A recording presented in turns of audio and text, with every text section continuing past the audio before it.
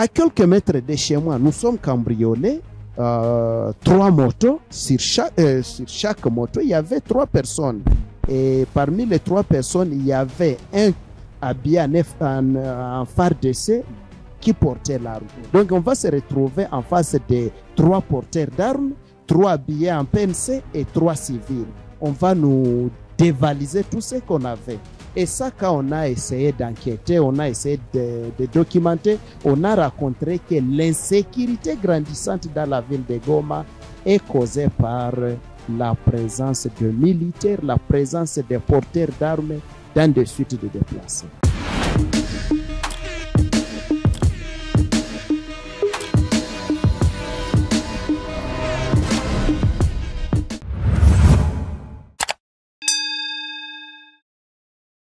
Estimés téléspectateurs, bonjour. Bienvenue dans ce nouveau numéro de décryptage. Ce nouveau numéro de décryptage revient sur la correspondance que la nouvelle dynamique de la société civile du Nord Kivu vient d'adresser au gouverneur de province au sujet de l'importance de la démilitarisation des camps de déplacés autour des Goma, mais aussi dans la ville des Goma.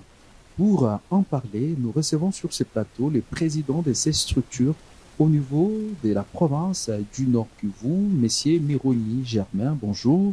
Bonjour. Nous avons tout le privilège d'être avec vous sur Kivu Morning Post. Vous avez adressé une correspondance au gouverneur de province pour demander la démilitarisation des camps de déplacés. Pourquoi? Oui, merci, cher journaliste. C'est une grande joie d'ailleurs de m'avoir ici sur ce plateau. Je me permets de saluer d'abord les co-débatteurs. La correspondance, bien sûr, nous l'avons signée, nous l'avons adressée à l'autorité provinciale. C'est par suite des résultats des enquêtes que nous avons menées dans différents sites de déplacés de la ville de Goma et ses environs. C'est après avoir rencontré qu'il y a beaucoup d'antivaleurs dans ce site. Alors, on a trouvé qu'il fallait dresser cette correspondance à l'autorité provinciale. Alors, dans cette correspondance, vous évoquez également les effets néfastes de cette présence militaire dans les camps de déplacés. Est-ce que nos téléspectateurs peuvent savoir, pour vous, en quoi cette présence des militaires est une menace pour la sécurité? Oui, d'abord, vous savez que la RDC, c'est un pays, c'est un État respectueux des chartes, des textes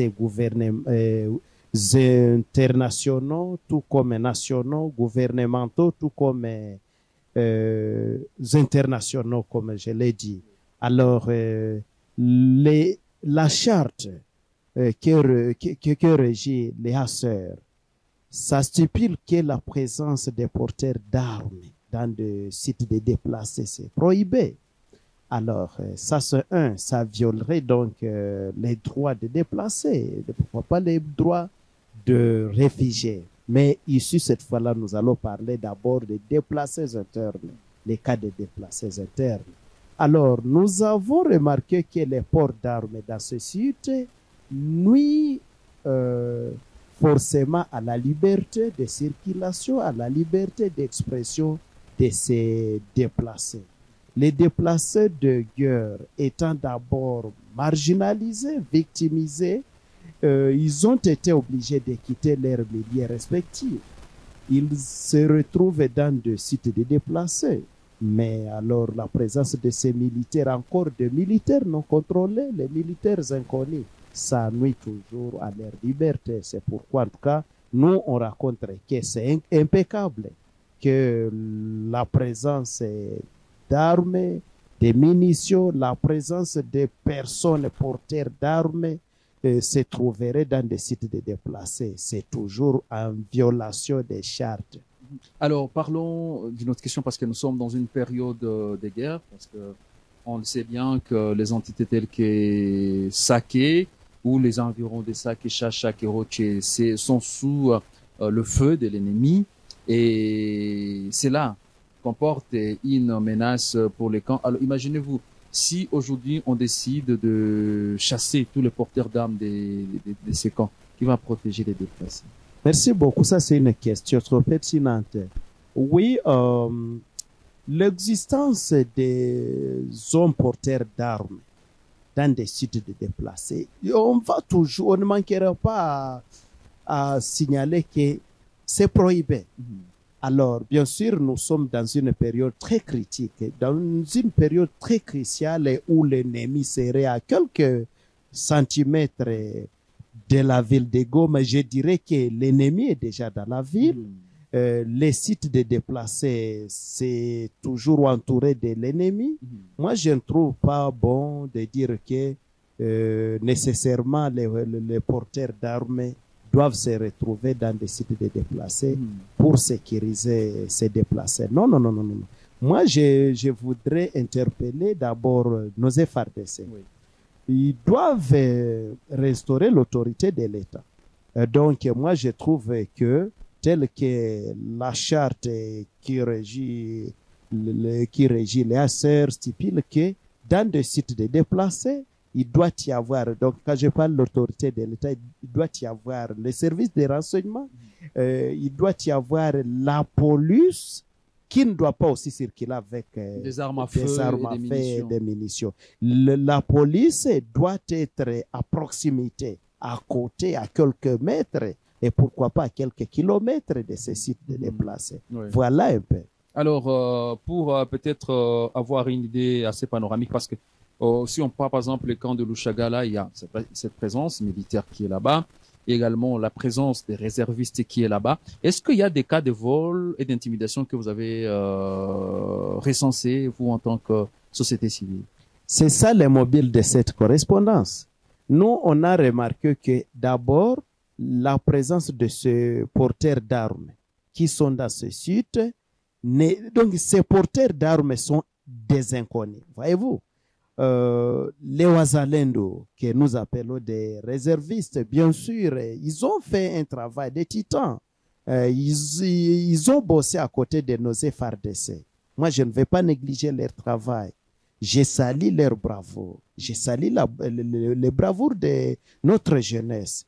Mais toutefois, pourquoi aller se réfugier dans des cas de déplacés? Nous y avons rencontré même les familles des militaires, les familles de nos policiers, les familles même de nos politiciens sont dans des sites de déplacés seulement pour aussi voler ces petites aides qui sont faites par les humanitaires, voyez-vous. Alors, moi, je raconte que ça, c'est inadmissible. Qu'est-ce que nous avons enregistré de négatif?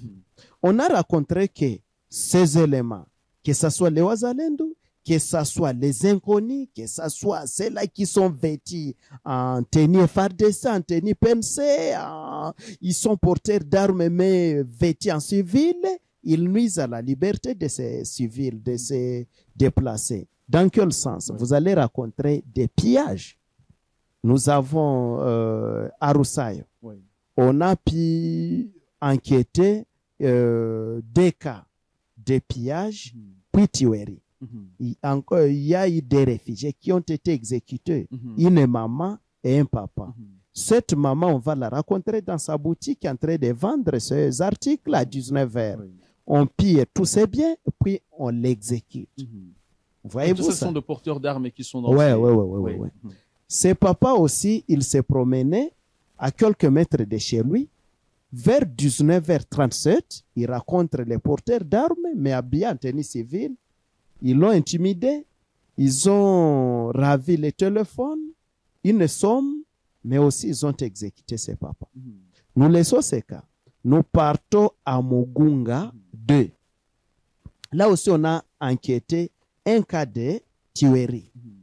Les porteurs d'armes, ils rencontrent un déplacé en provenance de Masisi, de Kichanga d'ailleurs.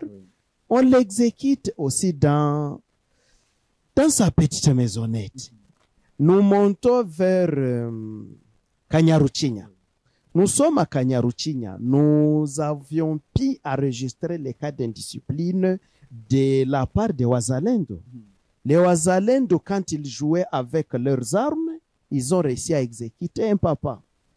Quand ils jouaient encore avec leurs armes, une vieille maman, personne de troisième âge de 75 ans comme ceci, quand la population fuyait, Oui. cette vieille a succombé.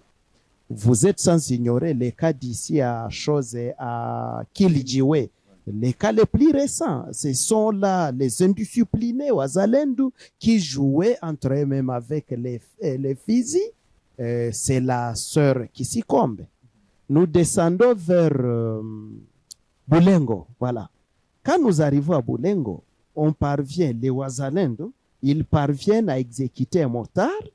Quand ils exécutent un motard, la jeunesse, les déplacés, en provenance des Massissi aussi, ils ont manifesté leur Ils ont posé colère, des gestes de ils ont cannibalisme. lynché. Oui, ouais. Ils ont lynché d'abord un Muzalendo, Oui. puis ils se sont transformés à des cannibalistes. Voyez-vous, Ouais. tout ça, on a remarqué que, en tout cas, ça, c'est inadmissible. En dehors de cela, moi-même qui vous parle, en date du 18 décembre l'an dernier, Oui. c'est vers 19h20 minutes, je suis avec mon collègue qui est actuellement chargé des programmes au sein de notre effectueur. À quelques mètres de chez moi, nous sommes cambriolés. 3 motos. Sur chaque moto, il y avait 3 personnes. Et parmi les 3 personnes, il y avait un habillé en phare d'essai qui portait l'arme. Ouais. Donc, on va se retrouver en face des 3 porteurs d'armes, 3 habillés en PNC et 3 civils. Oui. On va nous dévaliser tout ce qu'on avait. Et ça, quand on a essayé d'enquêter, on a essayé de documenter, on a rencontré que l'insécurité grandissante dans la ville de Goma est causée par la présence de militaires, la présence des porteurs d'armes dans des suites de déplacés. Je ne vais pas passer par les dos de la cuillère pour ne pas vous signaler que quand on échangeait avec les déplacés de différents sites, ils nous ont signalé que les sites de déplacés sont devenus les marchands où on va des munitions, où on va des armes. Oui. Ah bon? À Roussaï, on va me dire que une arme coûte actuellement $40. Une arme à feu, Oui, un à fait, oui, AK-47, et qu'une cartouche coûte 2500 francs. Vous voyez ce qui frise maintenant, ce qui anime, ce qui fait les mobiles de notre correspondance. Et le marchand, il vient de l'Europe ou ce sont le marchand? Non, ce sont les porteurs d'armes incontrôlés, inconnus, qui s'organisent et qui donnent de l'ordre, qui font la loi maintenant dans des sites de déplacés. Voyez-vous, nous maintenant respectueux des chartes, respectueux des textes, on a trouvé que non, nous devons faire notre part, nous devons interpeller l'autorité provinciale. Alors, des sites déplacés sans le militaire, sans le porteur d'armes, le Wazalendo, comment faire pour carrément assurer la sécurité de personnel et biens? Très bien. Nous, on pense que dès qu'on va échanger avec l'autorité, nous ne sommes pas contre nos FARDC. Nous n'avons qu'une seule armée régalienne, c'est les FARDC. Nos frères, les Wazalendo, ils ont, comme je l'ai dit, ils font un travail de titan sur terrain. Alors, c'est question seulement de mettre de la discipline, c'est question de les orienter, c'est question de les encadrer, c'est question d'animer leur sensibilité, leur conscience. On doit leur dire d'abandonner. Bon, permettez, nous sommes au plateau, je ne veux pas dévoiler tout ce qu'on va discuter avec l'autorité. Voilà. Voilà donc, très chers téléspectateurs, c'est ainsi que s'achève ce numéro de décryptage. Nous avons eu le privilège de recevoir les présidents de la société civile du Nord Kivu. Là, j'ai pas de la nouvelle dynamique de la société civile du Congo, section du Nord Kivu. Ça a été un honneur pour nous, Mironi Germain, de vous avoir sur ces plateaux pour répondre à nos questions. Oui, ça fait plaisir à moi, pourquoi pas à toute l'équipe de la nouvelle dynamique de la société civile, d'avoir échangé avec vous sur cette situation sécuritaire qui gangrène les sites de déplacés et pourquoi pas toute la ville de Goma. Dames et messieurs, ainsi s'achève ce numéro. On se retrouve très prochainement sur la même chaîne.